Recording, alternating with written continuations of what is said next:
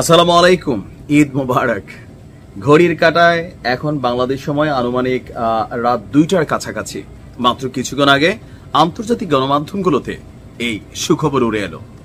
বৃষ্টির মতন ঝাঁকে ঝাঁকে ক্ষেপণাস্ত্র এবং ড্রোন ছড়েছে ইরান। তবে বরাবরের মতন 5টা সিকিউরিটি ধাপ পার করে আসতে আসতে ইরান 100টা ছড়লে 10 থেকে 20টা হয়তো এদের জমিনে পড়ে। বাট যখন উড়ায় দেখতে ভাল লাগে যে একের পর এক যাচ্ছে। আর সবচেয়ে মজা লাগে একটা আওয়াজ, বুঝতেই পারছেন আমারটা অনেকটা মনে হয় অ্যাম্বুলেন্সের মতো হয়ে গেছে নাকি। আওয়াজটা হচ্ছে অরিজিনালি এরকম কু। আমার আওয়াজ খুব বেশি ভালো হয় না, বাট বিপদ সংকেত মানে সাইরেনের আওয়াজ।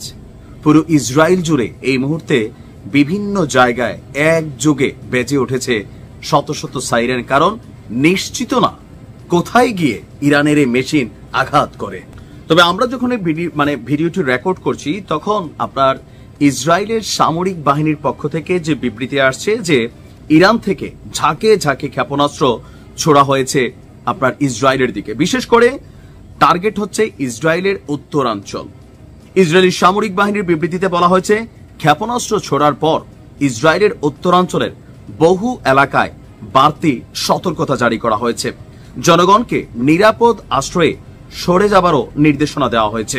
আর খবর হচ্ছে আল জাজিরা, হামলা ঠেকাতে ইতিমধ্যেই ইসরায়েলের প্রতিরক্ষা ব্যবস্থা কাজ করছে।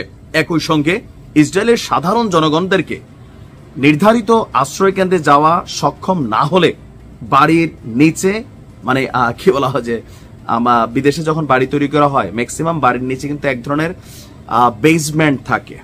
বাংলাদেশে যেমন বহুতল বাড়ির নিচে দেখবে যে পার্কিং করে অথবা বিভিন্ন মার্কেটে পার্কিং করে, যেটা বেসিক্যালি কংক্রিটের তৈরি হয়। যারা বিল্ডিং টিল্ডিং করছেন আইডিয়া আছে।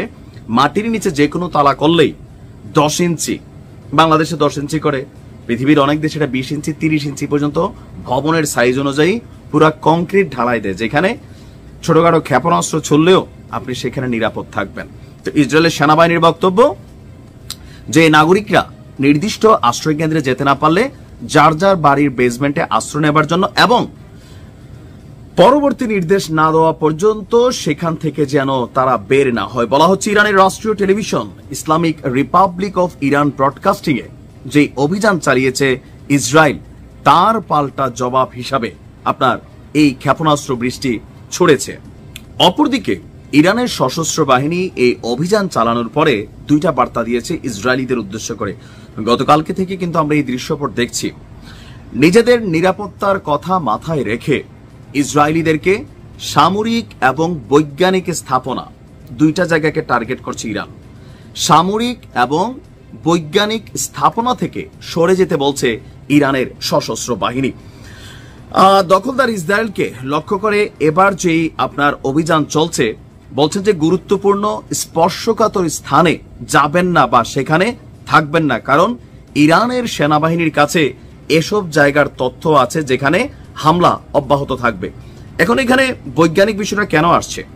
এই কারণে আসছে যে ইসরায়েল এই অভিযানের মাধ্যমে ইরানের প্রায় 12 জন পরমাণু বিজ্ঞানী, যারা প্রথিতযশা এবং কি দেশটির খুবই বড় মাপের পরমাণু বিজ্ঞানী, তাদেরকে কিন্তু টার্গেট করে শাহাদাত করে দেওয়া হয়েছে।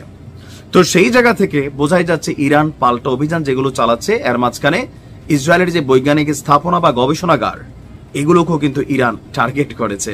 হ্যাঁ, গভীর রাত থেকে চলছে ক্ষেপণাস্ত্র বর্ষণ।